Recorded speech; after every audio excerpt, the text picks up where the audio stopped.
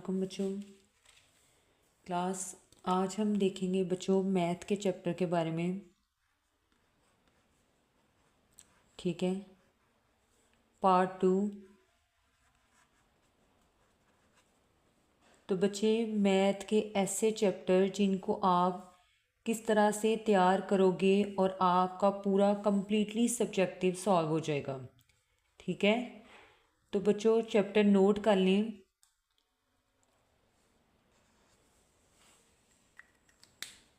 Chapter साथ साथ note करते जाएं बच्चे। जैसे चैप्टर नंबर देखें तो बच्चे 1, 2, 3 एंड 5।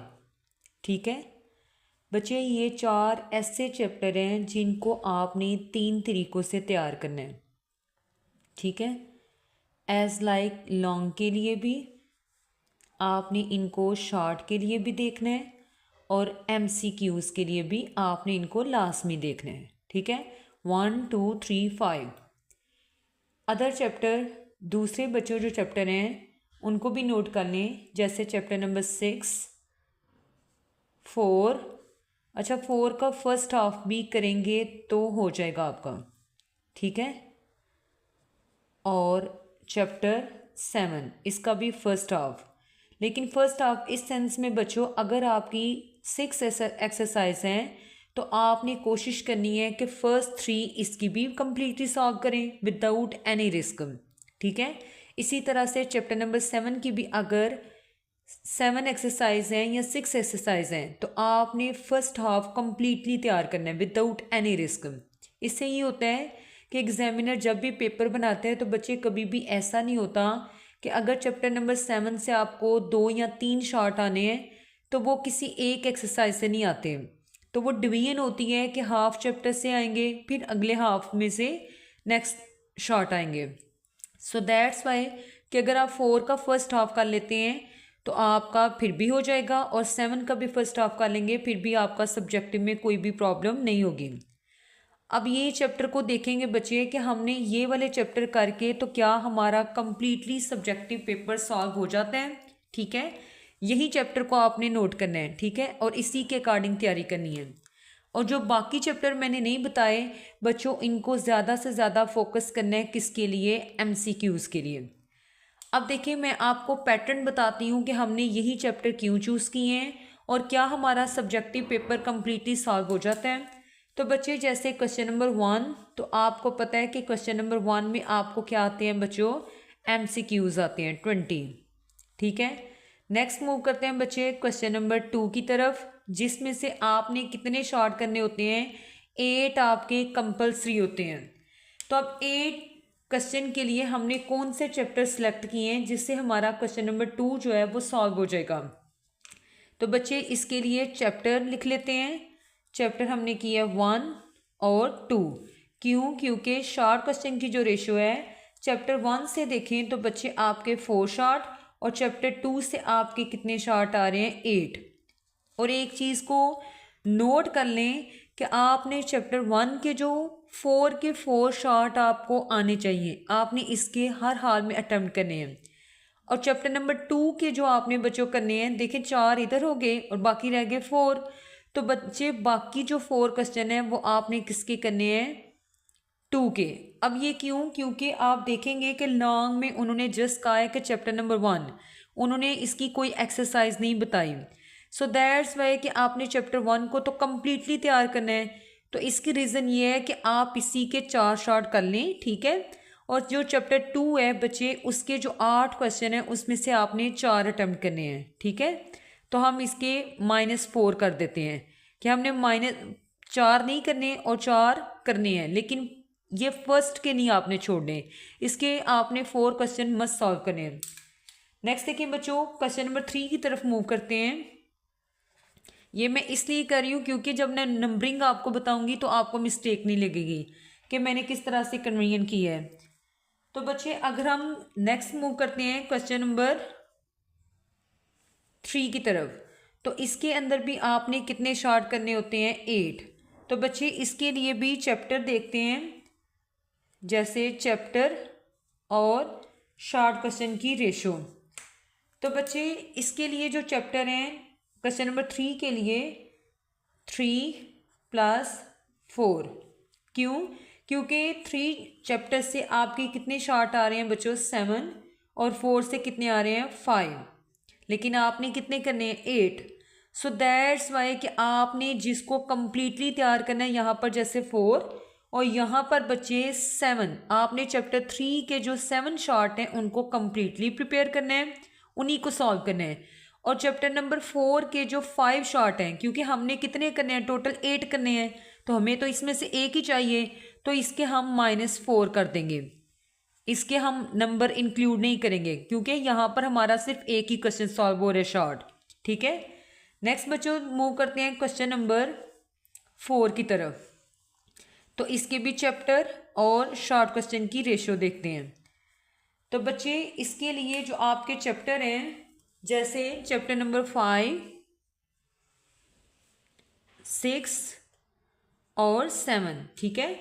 जैसे 5 से देखें तो आपके कितने शॉर्ट आए हैं 2, 6 से बचो 6 और 7 से बचो 5, ठीक है।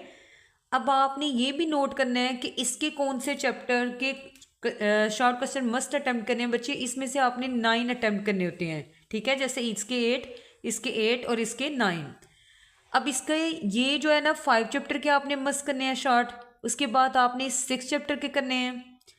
7 फर्स्ट हाफ लिखवाने का मकसद ही ये था कि इसमें से आपको कितने आने हैं 5 आने हैं, लेकिन हमें कितनी ज़रूरत है 6 और 2 8, हमें सिर्फ एक क्वेश्चन चाहिए। सो दैट्स वाई कि अगर आप 7 का फर्स्ट हाफ भी कर लेते हैं तो आपको एक शॉर्ट लाजमी आ जाएगा, ठीक है। तो इसके बच्चों एक शॉर्ट को जस्ट इंक्लूड करेंगे, बाकी हमने कितने माइनस करने हैं इसके -4, कि हमें इसके बाकी जो 4 शॉर्ट क्वेश्चन है उसको हमने सॉल्व नहीं करना, जैसे चैप्टर नंबर 4 के भी और चैप्टर नंबर 8 के भी। नेक्स्ट देखिए बच्चों लॉन्ग की पेयरिंग के लिए देखते हैं। तो लॉन्ग की पेयरिंग आपने कौन सी करनी है ये भी नोट कर लें। तो बच्चे एक आपने करनी है जो आपकी बताई गई है चैप्टर 1 और इसके साथ साथ बताया गया है इसका, जैसे ए पार्ट चैप्टर 1 से और बी पार्ट है 2.1 एक्सरसाइज से और 2.5, ठीक है। एक ये लॉन्ग क्वेश्चन की पेयरिंग आपने करनी है। दूसरी बच्चों आपने पेयरिंग करनी है 2.6 ए पार्ट, जैसे 2.6 और 2.10 से, इनमें से आपको एक लॉन्ग आएगा। और इसका जो बी पार्ट है वो किससे बचे 3.1 और 3.4, ठीक है। मतलब एक चैप्टर 1 और 2 का, दूसरा बचे आपका अगेन 2 और 3 की पेयरिंग आ गई। ये फर्स्ट लॉन्ग, ये सेकंड। नेक्स्ट देखिए थर्ड लॉन्ग। तो बच्चे थर्ड लॉन्ग के लिए आपने करना है पहली जो फर्स्ट वाला लॉन्ग है ए वाला पार्ट 3.6 प्लस 3.8, ठीक है। और जो नेक्स्ट है बच्चों वो चैप्टर नंबर 5, क्लियर है। जैसे ये ए पार्ट और ये कौन सा है बी। तो बच्चे देखिए अगर हम अपने लॉन्ग वाले चैप्टर देखते हैं तो चैप्टर 1 आपका लॉन्ग के लिए हो गया। चैप्टर 2 ये देखें यहाँ से भी आपका लॉन्ग है, यहाँ से भी आपका लॉन्ग है, तो चैप्टर 2 भी लॉन्ग के लिए हो गया। चैप्टर 3 की तरफ देखें तो यहाँ से भी और यहाँ भी, कि क्वेश्चन नंबर 2 भी आपका 3 चैप्टर में से आ रहा है, क्वेश्चन नंबर 3 में से भी एक पार्ट आपका 3 चैप्टर में से आ रहा है, तो थर्ड चैप्टर भी क्लियर। नेक्स्ट बच्चों चैप्टर नंबर 5। तो देखिए आपके ये 6 लॉन्ग अटेम्प्ट हो जाते हैं बच्चे, मतलब as like A B part जो आपको आते हैं, ठीक है। तो अगर आप चैप्टर 1 2 3 5 को तीनों तरीकों से करते हो तो आपका सब्जेक्टिव और ये जो है शॉर्ट क्वेश्चन और लॉन्ग क्वेश्चन दोनों तरह से सॉल्व हो जाते हैं। जैसे देखें फॉर एग्जांपल हमने चैप्टर 1 और 2 शॉर्ट के लिए करना है, तो चैप्टर 1 2 शॉर्ट, चैप्टर नंबर 3 और 4 आपने शॉर्ट क्वेश्चन के लिए। तो बच्चे थर्ड एंड 4 किसके लिए, अच्छा ये चीज़ रह गई है बच्चे 6 4 और 7 चैप्टर को आपने किस तरह से तैयार करना है। इन तीनों चैप्टर को आपने 2 तरीके से तैयार करना है, एज लाइक शॉर्ट क्वेश्चन और प्लस MCQs के लिए, ठीक है। इसके लॉन्ग नहीं करने, आपने इनके लॉन्ग करने हैं, इनके लॉन्ग शॉर्ट और MCQ, लेकिन 6 4 और 7 को जस्ट शॉर्ट के लिए और MCQs के लिए करना है। तो बच्चे देखें थर्ड और फोर शॉर्ट के लिए हो गया। उसके बाद 5 6 7, 5 शॉर्ट के लिए, 6 शॉर्ट के लिए और 7 भी शॉर्ट के लिए। अब यहाँ पर देखें जैसे 6 की 4 का जो 4 का फर्स्ट हाफ है, अब 4 का फर्स्ट हाफ का मकसद ये है बच्चे देखें 4 चैप्टर में से आपके 5 शॉर्ट आए हैं, लेकिन हमें सिर्फ कितना चाहिए, एक चाहिए शॉर्ट। सो दैट्स वाई कि इसलिए कह रही हूँ कि अगर आप 4 का फर्स्ट हाफ भी कर लेते हैं तो बच्चे टोटल पेपर में 5 शॉर्ट क्वेश्चन आने हैं, लेकिन आपको एक लाजमी लग जाएगा। बच्चे जल्दी से आप नंबरिंग को देख लें कि जैसे फॉर एग्जांपल पहले हम चैप्टर लिख लेते हैं, चैप्टर 1 2 3 4 5 6 7। अब नंबरिंग देख लें बच्चे, इनमें से आपने सबसे पहले किन चैप्टर को प्रिपेयर करना है। जब से चैप्टर नंबर 1 को देखें तो आपका इसमें से कितने नंबर का पेपर आ रहा है, 15 इंक्लूडिंग MCQs। चैप्टर 2 का बच्चे 22, चैप्टर 3 का देखें तो 28, चैप्टर 4 का 5, चैप्टर 5 के बच्चों 11, चैप्टर 6 का 15 और चैप्टर 7 4।